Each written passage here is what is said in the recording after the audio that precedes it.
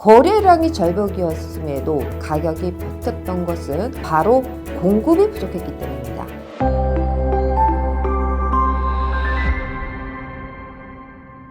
안녕하세요, 김혜주입니다. 현재 미국 연방정부의 셧다운이 지속적으로 해결되지 않고 있는 상황에서 미국 부동산 시장의 현황과 그리고 앞으로 어떻게 진행될 것인지에 대해서 많이 궁금해 하실 것 같습니다. 그래서 오늘은 최근 9월에 NAR에서 발표한 기존주택 거래 보고서를 통해서 우리가 현재 시장에서 반드시 알아야 되는 부분과 앞으로 펼쳐질 미국 부동산 시장의 방향성을 함께 분석하는 시간을 가지려고 합니다.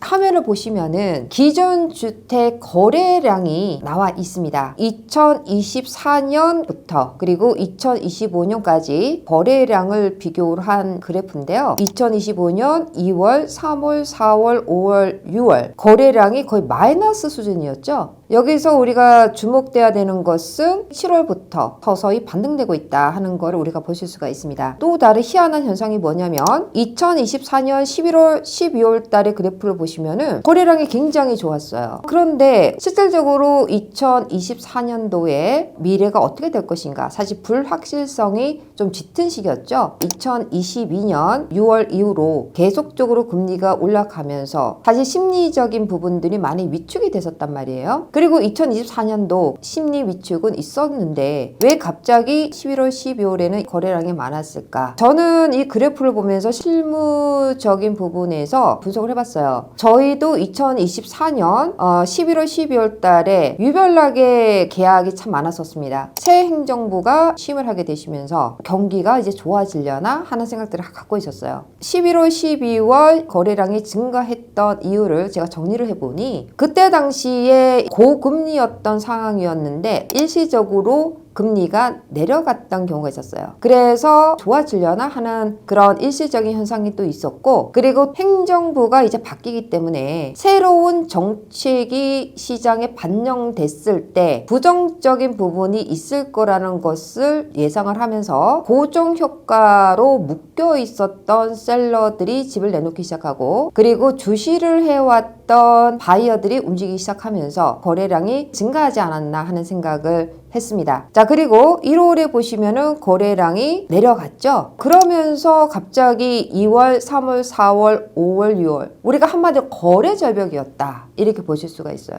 거래가 거의 없었다 못해 거의 마이너스 수준까지 갔지 않습니까? 관세 정책, 그리고 불법 이민자 추방, 이런 것들로 인해서 거래 절벽이 있었다. 근데 그럴 수밖에 없었던 이유가 셀러들이 없었던 건 아니에요. 매물 수는 증가를 하는 곡선이었어요. 그런데 셀러들은 급하지 않았어요. 왜냐하면은 예전에 집을 저금리로 구입했던 사람들이고, 그런데 지금 금리가 올랐지 않습니까? 그럼 이거를 팔고 내가 다른 집을 구입한다 그러면은 더블이 넘는 금리로 가야 된다는 것이고, 그리고 주택 구입 비용 자체도 많이 높아지지 않았습니까? 그렇기 때문에 내가 원하는 가격으로 안 팔리면은 나는 팔 이유가 없어. 그러나 그때 당시에 시장에 줄을 이루었던 바이어들은 협상력을 원하는 캐시 바이어나 다운페이를 많이 하는 바이어들이었다는 거죠. 그러니까 협상 자체가 안 되니까 어때요? 거래 자체가 없었던 거죠. 그러면 7월 달에 비로소 막대 그래프가 위로 올라가는 모습으로 지금 보여지고 있죠. 그리고 8월에 좀 더 상승했고 9월에 좀 더 상승했다. 거래량이 몇 개월 만에 처음으로 상승하는 사례를 보여주고 있습니다. 저는 이렇게 함축해서 말씀을 많이 드리고 있습니다. 2024년은 정체된 회복기였다. 그리고 2025년 정책이 시장을 바꿨다. 실질적으로 움직이는 회복기는 2026년도에 비로소 느껴지지 않을까 하는 생각을 해봅니다.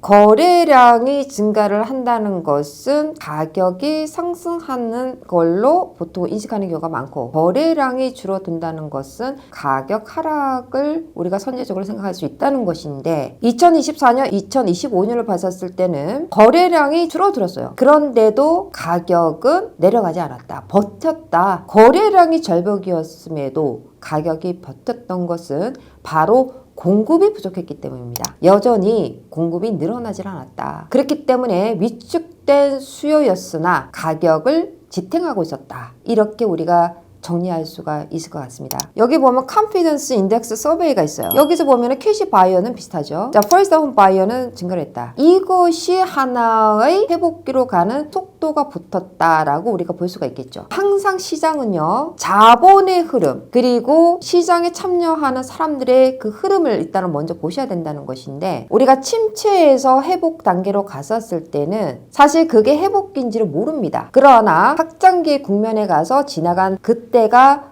회복기였구나라고 깨닫는다고 말씀드렸죠. 과거에도 그랬습니다. 2008년도 서플라이랜드 붕괴 이후로 공급 과잉 때문에 주택 위기였던 거잖아요. 그래서 가격이 엄청나게 떨어졌고, 그러면서 누가 나타났어요? 시장에 캐시 바이어들이 많이 나타났습니다. 왜? 협상력이 좋죠. 가격이 많이 떨어졌죠. 캐시를 들고 그 집들을 사들인 거 아니에요. 자, 움직이는 자 캐시 바이어들이었다. 캐시를 갖고 있는 자들은 먼저 움직입니다. 여기 보시면 First Home Buyer 실수요자들 아닙니까? 실수요자가 증가했다는 것은 마켓이 이제 바뀌고 있다는 거예요. 항상 침체기에서 회복 과정으로 갈 때 먼저 누가 움직입니까? 자본력이 있는 사람들이 먼저 움직입니다. 그리고 회복을 지나서 확장기로 갈 때 누가 움직입니까? 모기지 바이어들이 움직인다는 거예요. 그래서 이 그래프가 얘기해 주는 거는 캐시 세일즈 자체는 비슷했다. 현금을 들고 움직이는 투자자들은 그때나 지금이나 항상 움직였다. 자, 그런데 달라진 거는 여전히 금리가 높았는데 모기지 바이어들이 움직이기 시작했다. 기준금리가 선제적으로 낮아졌죠. 심리적으로 이제는 미국에 있는 모든 사람들이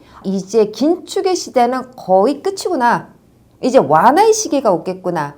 이제 금리가 올라가는 것보다는 금리가 내려가겠다고 생각하는 사람들이 많아졌구나. 2026년도에 금리는 낮아질 것이다 라고 생각을 많이 하고 있다는 것이요. 심리적인 변화가 이제는 마켓이 긴축이 아닌 완화의 마켓으로 가겠다는 생각을 갖고 있다는 것을 반증해주는 그래프라는 거죠. 그렇기 때문에 그래프만 보더라도 이거는 뭐예요? 부동산 시장에 있어서 수요적인 면에서는 상당히 긍정적인 변화를 갖고 오는 그러한 그래프라고 우리가 보실 수가 있습니다. 자, 그 다음에 자, 여기를 보시면은 프라이스 레인지에 의한 세일즈 발륨에 대한 변화도죠. 자, 여기를 보시면은요, $1 million 이상인 거래량이 20.2%다.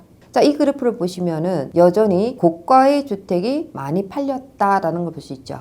자, 그럼 이거를 통해서 우리가 무엇을 알 수 있을까요? 2024년, 2025년 여전히 자본력이 있는 자가 거래를 주도했다. 이렇게 보실 수가 있습니다. 그것이 침체와 회복기에 나타나는 증상입니다. 이해되시죠? 자, 그러면 확장기 국면으로 가면 이 그래프가 또 바뀌겠죠. 그때는 중간층, 그 다음에 저소득층 다 이제 시장에 나올 수 있는 그 시장이 온다는 것입니다. 자, 그래서 이 그래프만 보더라도 사실 우리가 쉽게 이해할 수 있는 부분인데요. 그러면은 현재 시장의 트렌드와 흐름이라든지 거래량이 전년 대비 줄었는지 늘었는지 사실 여러분들 이제 이해가 되실 것 같아요. 거래량 하나만으로 부동산 시장의 전반적인 거를 다 얘기할 수는 없습니다만, 오늘은 ANAR에서 9월에 발표한 기존 주택 거래 보고서를 통해서 거래량과 그리고 소비자들의 심리적인 부분을 감안해서 전반적인 부동산 시장의 변화 과정과 그리고 앞으로 우리가 기대할 수 있는 그 방향성에 대해서 한번 정리를 해봤습니다. 미국 부동산 전문가 김효지 대표의 네 번째 저서